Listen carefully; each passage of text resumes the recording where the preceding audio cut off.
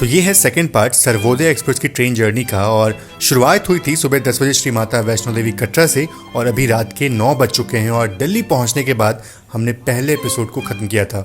आज उसी के आगे कहानी सुनिए मेरी जुबानी इस पार्ट में, जहां हम दिल्ली से अहमदाबाद तक सफर करने वाले हैं। तो देखो 11 घंटे में 650 किलोमीटर की जर्नी हमने की अराउंड, और बाकी के 1080 किलोमीटर की जर्नी जो है ना वो हम लोग करीब 12.5 घंटे पूरे करेंगे। यहाँ से ताबड़तोड़ रन शुरू होगा इस गाड़ी पूरा बिल्कुल नॉन स्टॉप गाड़ी चलने वाली है और स्टॉप से कम हो जाएंगे। तो बिल्कुल 9:40 में अपना डिपार्चर हो चुका है नई दिल्ली से। ट्रेन बिफोर टाइम आई और डिपार्चर बिल्कुल ऑन टाइम हो रहा है। और कुछ तो कुरुक्षेत्र स्टेशन पे हुआ था जिस कारण से हमारी ट्रेन 90 किलोमीटर पर आवर के अधिकतम रफ्तार पे चल पाई बस। अब ट्रेन के दिल्ली से निकलते ही पहला सवाल मन में ये आया कि दिन का सफ़र तो हमने आरसी में काट लिया, पर रात के वक्त में आरसी में सफ़र करना थोड़ा मुश्किल ज़रूर से होगा। क्या रात भर हमें ऐसे ही बैठ करके यात्रा करनी पड़ेगी? तो इस सवाल का जवाब हमें तुरंत मिल जाता है जब टीटी सर ने हमें खुशखबरी दी कि अब हम दोनों अलग अलग बर्थ पे सो सकते हैं और सीट पूरी तरह से कंफर्म हो चुकी है। चलो हम लोग जो है अपने डिनर का वेट कर रहे हैं। करीब 10:20 का वक्त हो चुका है। बाकी फाइनली अपनी आरसी सीट जो है कंफर्म हो गई नहीं तो फिर दिक्कत होती है। अगर एक्चुअली जो पुराने टीटी थे वो बोल के तो गए थे ये सीट्स शायद खाली रहेंगी, पर अभी जो यहाँ के टीटी आए नई दिल्ली से चार्टिंग के बाद उन्होंने कहा कंफर्म आप ये सीट ले लो। फाइनली सीट जो मिल गई। अब तो आरएसी में दिक्कत होती है, मतलब 4 घंटे की जर्नी मतलब करने में दिक्कत होती है। रात की बात कर रहा हूँ। दिन में तो ठीक है, दिन में तो झेल सकते हैं, रात में तो भैया रात के करीब 10:30 बजे का वक्त हो चुका है और अपना डिनर जो है वो आ चुका है। सिर्फ एक ही थाली जो हमने मंगाई थी क्योंकि ज़्यादा खाने का मन नहीं है, सिर्फ टेस्ट करना है और थोड़ा बहुत अच्छा लगा तो खा ही लेंगे पूरा हम लोग। टेस्ट सही में अच्छा है और अगर आप मुझे बोलोगे रेटिंग देने के लिए ना कि भैया आप इसको रेट कर दो इस खाने को, तो मैं इसको 10 आउट ऑफ 8 जो है वो रेटिंग दूंगा। अब मैं ये बोल सकता हूँ कि नॉर्मली अगर आप इस ट्रेन में ट्रैवल कर रहे हो तो खाने की ऐसे कोई दिक्कत नहीं होगी, आपको कंप्लेन नहीं करना पड़ेगा। जैसा आप पे कर रहे हो वैसा आपको क्वालिटी जो है वो मिलेगा। तो मेरे ख्याल से ठीक ठाक अच्छा है। अगर ऐसी क्वालिटी हर ट्रेन में मिलना शुरू हो जाए ना तो भी काफ़ी अच्छा हो जाएगा।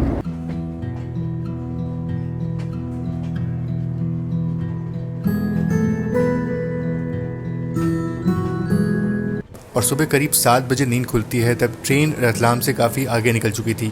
इसका दुख मनाने से अच्छा था कि आगे की जर्नी जो है वो एंजॉय करते हैं हम। और खूबसूरत सुबह होती है विंध्याचल की गोद में जन्मी माही नदी के साथ।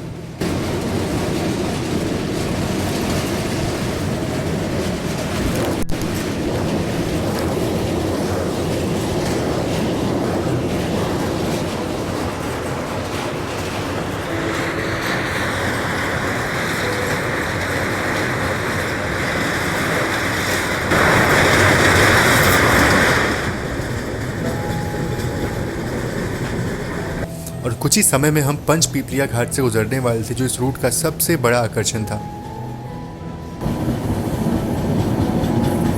पर फिलहाल तो ट्रेन बामनिया स्टेशन पहुंच रही थी और ये कोई बड़ा स्टेशन तो नहीं था, पर फिर भी कुछ तो खास था यहाँ पे।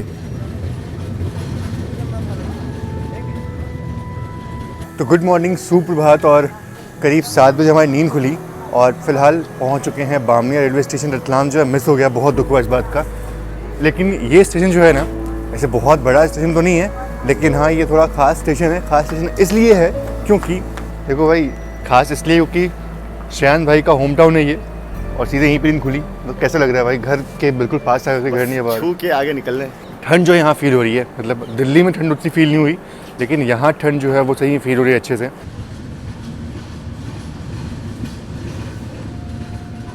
अब ठंड तो थोड़ी थी, पर जैसे जैसे दिन चढ़ने वाला था वैसे वैसे मौसम में गर्माहट भी आने वाली थी। बाकी रतलाम तो जो है वो तो मिस हो गया, लेकिन अभी पंचपीपलिया घाट जो है वो आने वाला है। तो बड़ा ही खूबसूरत सेक्शन लगता है मुझे ये, तो वो देखते हैं। और उसके बाद सीधा जो है मेघनगर और फिर दाहोद, ये सब स्टेशन जो है वो मैं आपको दिखाऊंगा। बामनिया स्टेशन से निकलने के बाद जल्दी ही पंचपीपलिया घाट शुरू हो जाता है और मैं कई बार इस रूट से गुजरा हूँगा, पर ज़्यादातर वो यात्रा रात के वक्त में होती थी। और जब जब मैंने इस घाट सेक्शन को देखा है ना तब यही समझ में आया है कि कभी कभी साधारण चीज़ भी असाधारण लगती है। दूर दूर तक फैली ये छोटी छोटी पहाड़ियाँ और इन पहाड़ियों के बीच कम घनत्व वाले जंगल, जिस कारण से दूर तक हम इस घाट सेक्शन को देख पाते हैं।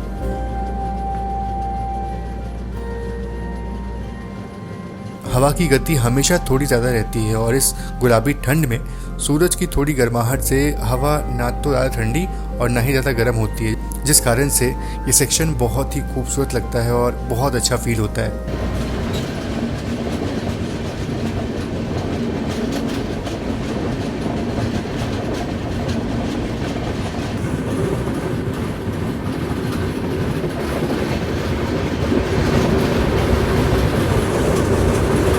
आज भी इस रूट से गुजरो ना तो आधुनिकता की तरफ बढ़ते हमारे देश में प्राचीन भारत की झलक दिखाई देती है।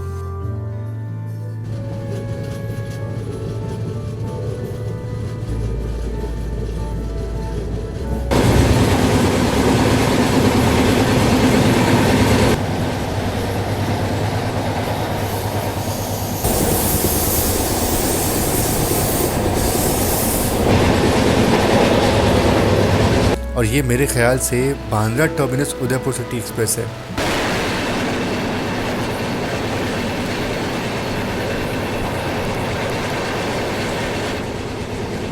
और अब पंच पीपलिया का ये खूबसूरत घाट सेक्शन खत्म हो चुका है और जल्दी ही अपने अगले हॉल्ट पे पहुंचने वाले थे। बाकी ट्रेन का ब्रेकफास्ट जो है वो करने का मन तो था, लेकिन श्रेयांश भाई के दोस्त यहाँ पे रहते हैं, तो वो यहाँ के जो स्पेशल खमन है ना वो लेकर के आए। आप उधर रहे होंगे? तो यहाँ की खमन फेमस है क्या? यहाँ के खमन अच्छा होता है। गुजरात पहुंच गए भाई हम लोग। अच्छा, गुजरात में पहला हॉल्ट है? हाँ, गुजरात का पहला हॉल्ट है। ये तो भूल ही गया था। तो ब्रेकफास्ट तो गुजरात ही होना चाहिए। फाइनली एमपी से निकलने के बाद अब गुजरात का पहला हॉल्ट होने वाला है।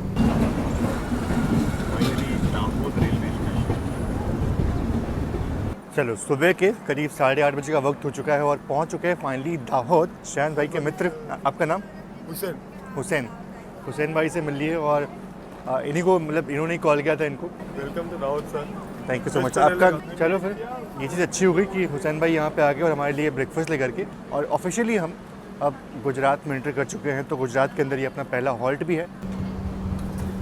अच्छा, ये जो आप लोकोमोटिव देख रहे हो WG7, बिल्कुल आपको नया दिख रहा होगा, एकदम चमचमाता हुआ। तो इसका जो है ना POH हुआ यहाँ पे, और दाहोद में जो है वो लोकोमोटिव्स के जो POH है वो भी होते हैं, यानी कि पीरियोडिक ओवरहॉलिंग। वैसे दाहोद जो है वो कोई जंक्शन स्टेशन नहीं है, और ये लाइन जो आप देख रहे हो ना, ये सीधा जाती है वर्कशॉप की तरफ, जिसके बारे में मैंने आपको बताया कि यहाँ पे पीरियोडिक ओवरहॉलिंग जो है वो होती है लोकोमोटिव्स की।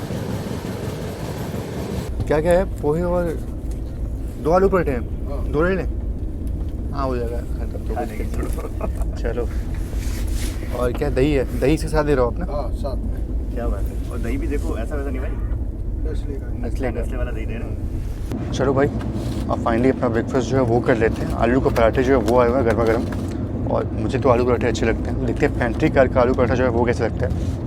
आलू के पराठे नॉट बैड, अच्छे हैं यार, थोड़ी स्टफिंग कम है, टेस्ट अच्छा है। दही के साथ पर अगर सुबह सुबह मिल जाए तो अच्छा लगता है। और ये है खमन जो श्रेयांश भाई के दोस्त हुसैन भाई जो है वो लेकर के आए थे।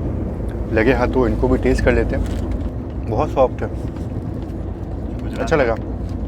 Welcome to Gujarat. चलो, ब्रेकफास्ट जो है वो तो काफ़ी अच्छा लगा, मतलब स्पेशली अगर बात करें पेंट्री कार के आलू के पराठे की ना, तो ये भी काफ़ी अच्छा लगा। हाँ, स्टफिंग थोड़ा सा कम है। खमन बहुत अच्छा, चटनी के साथ बहुत अच्छा लगा, और कचौरियाँ भी बिल्कुल टॉप नॉच थी, अच्छी लगी। तो सुबह का ब्रेकफास्ट जो है वो तो अच्छा हो गया। बाकी थोड़ा कम खाऊंगा मैं, क्योंकि अहमदाबाद पहुंच करके वहाँ पे जलेबी फाफड़ा जो है ना वो खाना है, वो मुझे बहुत पसंद है, क्योंकि मुझे बहुत पसंद आता है वो जलेबी फाफड़ा का कॉम्बिनेशन। तो ये कोई तो रिवर जो है वो क्रॉस हो रही है, नाम मैं आपको यहाँ लिख दूँगा नीचे। और गोधरा जो है बस पहुँचने वाले हैं, और गोधरा के बाद फिर ज़्यादा कुछ बचेगा नहीं, छायापुरी, और फिर सीधे पहुँचेंगे हम अहमदाबाद। तो ये आज की जर्नी होने वाली है। तो फाइनली सुबह 9:41 पे पहुंच रहे हैं गोधरा जंक्शन। अच्छा, बात करें गोधरा जंक्शन की, तो ये एक जंक्शन इसलिए है क्योंकि यहाँ से एक लाइन सीधा आनंद की तरफ निकल जाती है, और बाकी एक लाइन यहाँ से निकलती है छायापुरी होते हुए वडोदरा की तरफ, जिससे हम जाने वाले। बाकी हमारी ट्रेन वडोदरा जो है वो नहीं जाने वाली है, और ये है वो आनंद जंक्शन की तरफ जाने वाली लाइन। और इस रूट से भी हम अहमदाबाद जा सकते हैं, पर हमारी ट्रेन दूसरे रूट से जाने वाली है। तो सुबह के ना करीब 10:30 का वक्त हुआ है, और ट्रेन जो है वो मेरे ख्याल से छायापुरी रुकी हुई है। चलो बाहर चलते हैं। मतलब अचानक से नींद लगी और सो गया मैं, और जब उठा तो ट्रेन शायद से ये छायापुरी स्टेशन ही होगा। बिल्कुल, ये छायापुरी रेलवे स्टेशन ही है।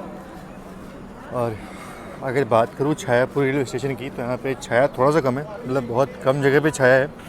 बाकी यहाँ से अब हम सीधा अहमदाबाद वडोदरा मेन लाइन में मिलने वाले हैं और छायापुरी स्टेशन एक सैटेलाइट स्टेशन है वडोदरा का, ताकि वहाँ पे जो ट्रैफिक है और ट्रेनों की जो पंक्चुअलिटी है कम से कम उसको ठीक किया जा सके।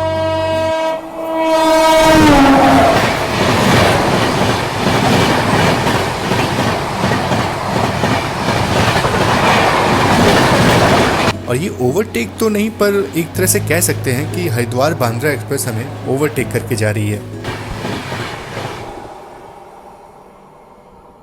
तो देखो फाइनली अब जाकर के हम अहमदाबाद की जो मेन लाइन है ना उसमें आके जुड़ चुके हैं और सामने खड़ी है साबरमती एक्सप्रेस जो कि बनारस से अहमदाबाद के बीच में चलती है और इसका आरएसए गोरखपुर अहमदाबाद के साथ भी है।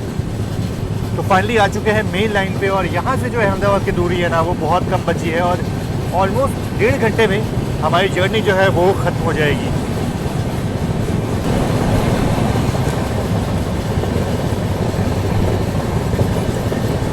तो अभी हमारी ट्रेन जो है वो नाडियाड जंक्शन पहुंची और जैसे ही मैं बाहर आया तो डिपार्चर जो है वो हो गया।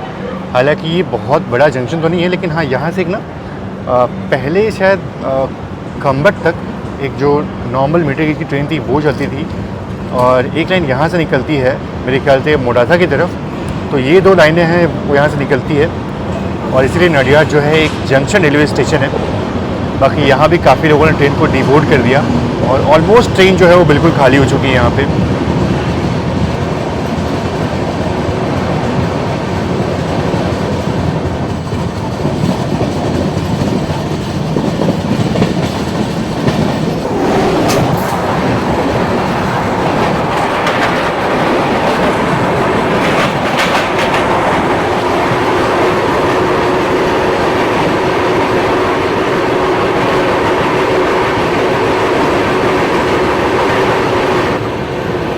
चलो अपनी जर्नी फाइनली यहाँ पे खत्म होने वाली। श्रेयांश भाई पैकिंग जो है वो शुरू कर दी, अपना जूता चप्पल जैकेट वैकेट सब रख रहे हैं। क्यों जैकेट जरूरत नहीं पड़ेगी क्या? बस हो गया, बाहर गर्मी हो गई सुबह शाम की ठंड। चलो अब ठंड जो है वो ख़त्म, गर्मी जो है शुरू हो गई फिलहाल फिर से और पैकिंग कर लेते हैं हम लोग और बस अराइवल जो होने वाला है अपने अहमदाबाद में। वटवा जो है वो निकल गया। अच्छा इनको देख करके याद है कि हमारी भी ट्रेन में यहाँ से डीजल पावर जो है वो लगने वाला है। और अब जाके हम फाइनली अपने डेस्टिनेशन पे पहुंच रहे हैं और शायद से ट्रेन में कुछ टेक्निकल फॉल्ट थी जिस कारण से ट्रेन अपनी अधिकतम रफ्तार 130 किलोमीटर पर आवर से सिर्फ 90 किलोमीटर पर आवर की स्पीड में चल रही थी। प्लेटफॉर्म नंबर 3 पे अपना अराइवल हो रहा है। चलो मनीष सर आपसे मिलकर अच्छा लगा, आप वीडियोस देखते हो, ये बहुत अच्छा लगा देख करके और मिलते हैं फिर आपसे कभी। ठीक है, मैं मैकेनिकल स्टैंड अप लोग हैं तो ये भी रेलवे के स्टाफ है, अच्छा लगता है जबकि रेलवे के स्टाफ आपके वीडियोस देखता है। Thank you so much sir. तो चलो फाइनली करीब 1736 किलोमीटर की जर्नी जो है वो हमने पूरी कर ली है और ये डिस्टेंस हमने करीब 26 घंटे में पूरा किया है ना। जर्नी का एक्सपीरियंस कैसा है श्रेयांश भाई? काफ़ी बार ट्रैवल किया तुमको? एक्सपीरियंस बहुत अच्छा रहा। पहले मुंबई तक गया हूँ ट्रेन से, पर आज अहमदाबाद तक आया हूँ। ट्रेन बढ़िया है, साफ सफाई वगैरह ट्रेन की बढ़िया, खाना तो आप लोगों ने देखा ही। साफ सफाई अच्छी थी, मतलब वॉशरूम साफ सुथरे थे और खाना भी काफ़ी अच्छा था।